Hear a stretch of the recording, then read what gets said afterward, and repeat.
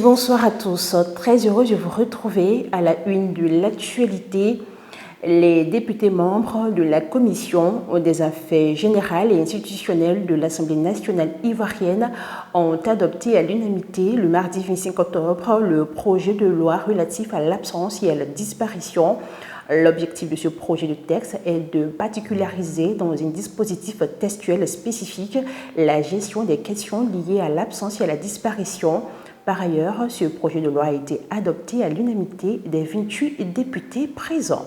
La Côte d'Ivoire et l'Union européenne ont conclu cette semaine un accord pour lutter contre l'exploitation forestière illégale et promouvoir la durabilité du commerce du bois.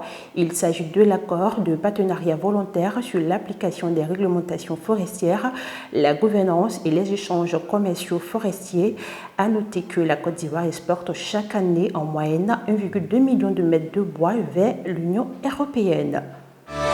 Transféré cet été de l'Ajax à Dortmund, Sébastien Haller n'a pas joué le moindre match pour cause. Après sa signature, l'attaquant ivoirien avait été victime d'un cancer des testicules qui l'avait éloigné des terrains.